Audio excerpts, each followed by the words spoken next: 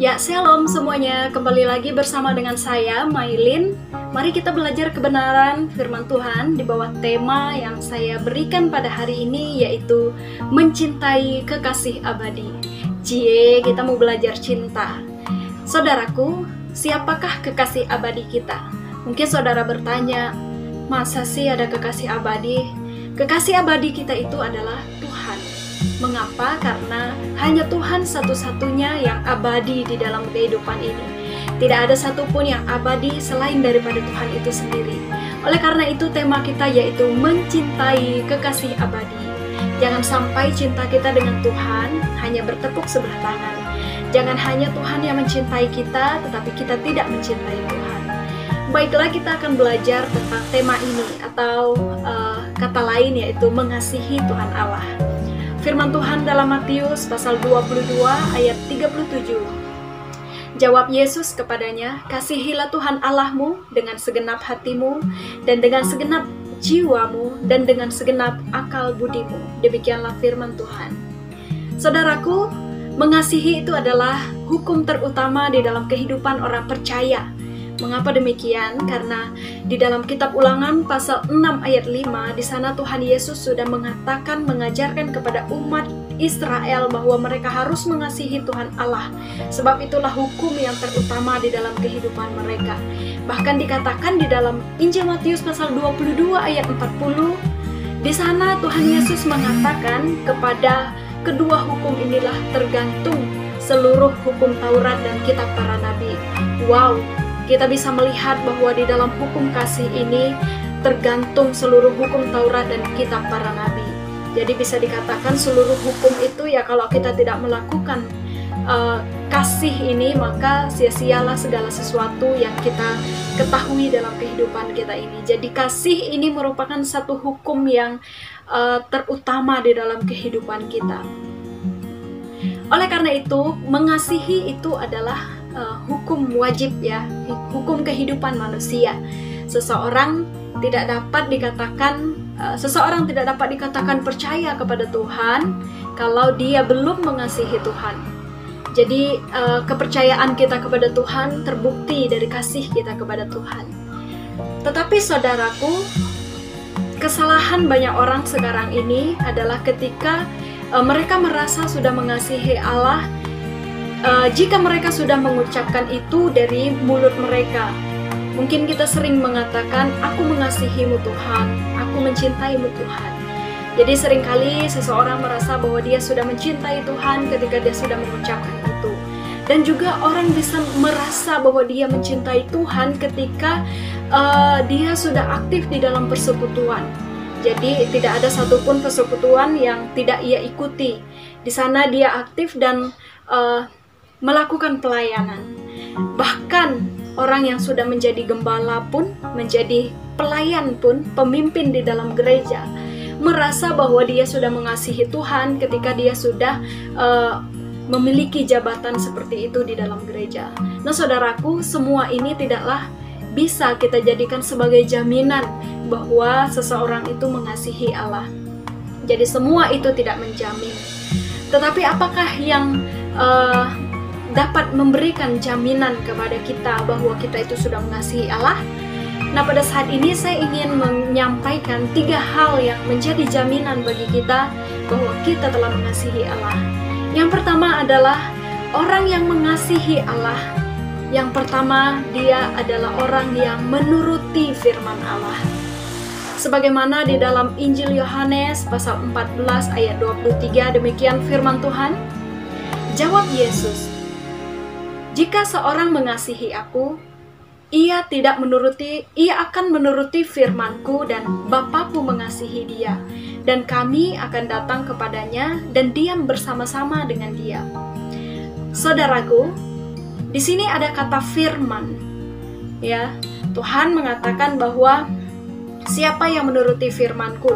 Nah, firman di sini dalam bahasa aslinya yaitu logos, yang memiliki arti kata, perkataan, dan sabda. Ini berarti bahwa firman yang dikatakan di dalam kata firman di sini itu memiliki arti perkataan atau sabda. yang telah Yesus ajarkan dan lakukan. Itulah yang harus kita turuti dalam kehidupan kita ini. Apa yang telah Yesus ajarkan? Yesus mengajarkan manusia untuk hidup dalam pengampunan dalam Lukas pasal 23 ayat yang ke-34. Di sana Yesus mengajarkan tentang pengampunan atau mengampuni. Jadi, jika pada saat ini kita masih hidup dalam kebencian, bahkan kita sulit untuk mengampuni seseorang, atau ada orang-orang yang kita benci dalam hidup ini yang belum kita ampuni, maka tidak ada kasih itu di dalam kehidupan kita. Kemudian yang Yesus ajarkan yang selanjutnya, Yesus itu hidup hanya untuk melakukan kehendak Bapa. Jadi Yesus memberikan suatu teladan, yaitu bagaimana ia tunduk kepada Bapa. Dikatakan dalam Yohanes pasal 4 ayat yang ke-34.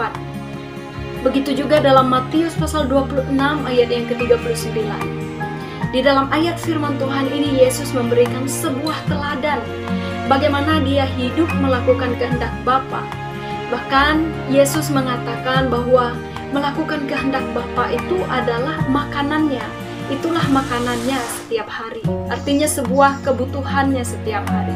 Nah saudaraku, apakah saat ini kita juga seperti Yesus? Yang punya kerinduan, yang punya beban untuk terus menanyakan kehendak Tuhan dalam kehidupan kita? Atau justru hari-hari kita hanya sibuk melakukan apa yang kita kehendaki? Justru kita mencari Tuhan supaya Tuhan menolong kita untuk menyukseskan apa yang kita inginkan dalam kehidupan ini. Jika demikian, kita hanya menjadikan Tuhan sama seperti budak, atau kita menjadikan Tuhan sama seperti pembantu, di mana kita membutuhkan Tuhan untuk melaksanakan apa yang kita mau. Jadi itu bukanlah orang yang mengasihi Tuhan. Orang yang mengasihi Tuhan, dia harus seperti Yesus, di mana ia harus melakukan kehendak Tuhan dalam kehidupannya setiap hari. Kemudian contoh yang lain yang Tuhan ajarkan atau yang Tuhan firmankan, yang Tuhan berikan teladan kepada kita, yaitu Yesus mengajarkan tentang ketaatan. Bagaimana kita bisa melihat ketaatan Yesus? Yaitu dalam peristiwa yang sangat menyedihkan ya bagi manusia, secara khusus bagi orang-orang yang pada saat itu sangat mencintai Tuhan Yesus, ketika Yesus harus mati di kayu salib. Bagi manusia pada saat itu mungkin mereka merasa kehilangan Tuhan Yesus. Mereka merasa sedih karena mereka harus kehilangan sosok yang mereka kagumi. Tetapi di sisi Yesus dan di sisi Bapa, itu adalah suatu cara atau suatu hal yang terbaik yang dilakukan oleh Tuhan Yesus, di mana ia taat kepada Bapa sehingga ia mati di kayu salib. Jadi kematian Yesus di kayu salib adalah satu wujud cintanya kepada Allah Bapa, ketundukannya dan kasihnya yang begitu besar kepada manusia. Nah saudaraku, hari ini sejauh apa dan seperti apa ketaatan kita kepada Tuhan? Mungkin ketika kita menghadapi satu masalah yang bagi kita mungkin kita agak berat untuk menerima itu, kita sudah putus asa, bahkan tidak jarang kita sering menyalahkan Tuhan dalam kehidupan ini. Ketika kita diperhadapkan dengan satu persoalan yang kita tidak harapkan, kita merasa kecewa, kita merasa marah, bahkan kita datang kepada Tuhan dan seolah-olah Tuhan itu tidak mendengarkan, bahkan kita tidak mendapatkan jalan keluar atau solusi. Jadi kita cenderung menyalahkan Tuhan dalam setiap kejadian yang terjadi. Padahal yang Tuhan ajarkan kepada kita bagaimana kita harus belajar dari Tuhan Yesus, di mana sampai ia mati di kayu salib, dia tetap setia. Demikianlah yang Tuhan ingin kita lakukan dalam kehidupan ini. Oleh karena itu saudaraku, mari kita terus belajar, kita terus melihat bagaimana teladan dan kehidupan Yesus yang sudah ia berikan kepada kita. Apakah selama ini kita sudah meneladani Tuhan Yesus atau tidak? Nah, itu pertanyaan yang harus kita terus tanyakan kepada diri kita sendiri. Apakah selama ini kehidupan saya sudah seperti Yesus atau justru jauh daripada itu? Nah, dan jika kita belum menjadi seperti Yesus, maka kita belum dikatakan orang yang mengasihi Tuhan. Bapak Ibu Saudara, hal yang kedua Apa yang menjadi jaminan seseorang dikatakan sudah mengasihi Tuhan?